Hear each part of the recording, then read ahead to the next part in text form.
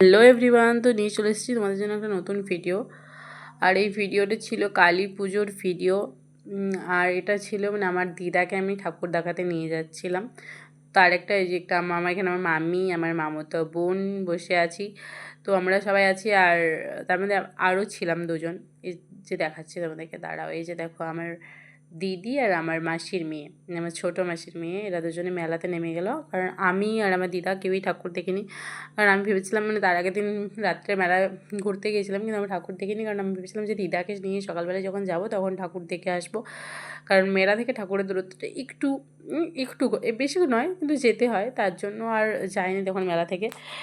তো যাই হোক, তার মধ্যে দেখতেই পেয়েছো চলে এসেছি ঠাকুরের কাছে, আমাদের বড় মার কাছে, না আমার বড় মার কাছে, আমার তোমার সকলের বড় মা। আর দেখতেই পাচ্ছ মায়ের মূর্তিটা জাস্ট কত সুন্দর লাগছে, মায়ের মুখটা। তো আমি তো জাস্ট মায়ের মুখ থেকে চোখই ফেরাতে পারছিলাম না। আর খুবই সুন্দর লেগেছে। আমি এখানে ছবিও তুলেছি মায়ের, যেগুলো হয়তো পরে পরে আপলোড দেবো। তো যাই হোক, তার মধ্যে অসাধারণ লাগছিলো, খুব সাজানোটা খুব সুন্দর হয়েছে। তারপরে আমরা ওখান থেকে বড় মার কাছ থেকে বেরিয়ে চলে গিয়েছিলাম ছোটো মার কাছে। ছোটো মা মানে তোমরা কী ভাবছো, অবাক হয়ে যাচ্ছ? না না, আসলে আমার মামা বাড়িতে দুটো কালী পুজো হয়, একটা বড় মা আর একটা ছোটো মা। তো যাই হোক, আমরা বড় মার কাছ থেকে ঘুরে এলাম আর চলে এসেছি ছোটো মায়ের কাছে। তো এখানে দেখতে পাচ্ছ আমার ছোটো মাকেও কত সুন্দর লাগছে, কত সুন্দরী লাগছে। আর সুন্দরীকে দেখার জন্য আমার আরেক সুন্দরী গিয়েছে, দেখতেই পাচ্ছ, এটা আমার মামা দিদা। তো যাই হোক, আর এখানে দেখতে পাচ্ছ ছোটো মায়ের সাথে আমিও টুক করে একটু ভিডিও নিয়ে নিয়েছি। আর সত্যি বলছি, খুব সুন্দর হয়েছে, মানে খুব সুন্দর। প্রতিবারই এরকমই হয় মায়ের মূর্তিটা। আমার তো ভীষণ সুন্দর লাগে, আমার বড় মা ছোটো মাকে দুজনকেই।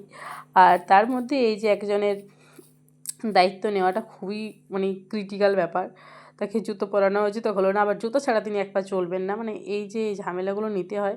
আর তার মাঝে পোজ দিয়ে পুষ্পা টাইলে চলছে, দেখতেই পাচ্ছ। হ্যাঁ, কোমরে হাত দিয়ে আবার দৌড়ে দিয়েছে। একে মানে এত বেশি ছটপটে, মানে ওকে রাখাটা ডিফিকাল্ট ব্যাপার। তো যাই হোক, তার মধ্যে আমরা টোটো করে আবার চলে এসেছিলাম মেলাতে। আর এই যে দেখতে পাচ্ছি, ওকে আমি কোলে নিয়ে নিয়েছি, কারণ মেলার মধ্যে দৌড়ালে আমি দৌড়াতে পারবো না, তার জন্যই। তো যাই হোক, এখানে মেলার ফুটেজ নিচ্ছিলাম খুব একটা। আর ওখানে দূরে আমার দিদি আরকে দেখতে পেয়ে গেছি, যে দেখো ফোন করে করে যাচ্ছে, পুজোকে কোলে নিয়ে আসে। তো তার মধ্যে ফুটেজ শেষ করে ফেলেছি। আমার একটা পার্সেল চলে এসছে। তো এই পার্সেলটা কিসের জন্য ভাবতে ভাবতে দেখতে পাচ্ছি আমার মা ওখানে দাঁড়িয়েছে। মা বলছে, কার পার্সেল এসছে? আর দেখছি ছেলেদের পাঞ্জাবি এসেছে। মা ভাবছে হয়তো আমি আমার বয়ফ্রেন্ডের জন্য অর্ডার করেছি। না বস, এটা আমার জিজুর পাঞ্জাবি ছিল, সবাই জানতো। কারণ আমাদের সামনে আমার প্রচুর অন্নপ্রাশন আসছে, তার জন্য যেহেতু দিদি ইয়েলো কালারের শাড়ি পরবে, সেই জন্য জামাইবাবুর জন্য ইয়েলো কালারের একটা পাঞ্জাবি অর্ডার করেছি। তো তোমরা কমেন্ট করো তো এই পাঞ্জাবিটা কীরকম হয়েছে। দিদির শাড়ির সাথে ম্যাচ, কারণ দিদির শাড়িটাও হলুদ আর সবুজের কম্বিনেশন। তো যাই হোক, এই পাঞ্জাবিটাও সেরকম কম্বিনেশনে নেওয়া হয়েছে, আর আমার তো ভীষণ সুন্দর লেগেছে গাছ। আর যাই হোক, আর কোনো ফুটেজ আমি নিতে পারিনি, তো ভিডিওটা এখানেই শেষ করছি। থ্যাংক ইউ এভরিওয়ান, সবাই শেষ পর্যন্ত দেখার জন্য।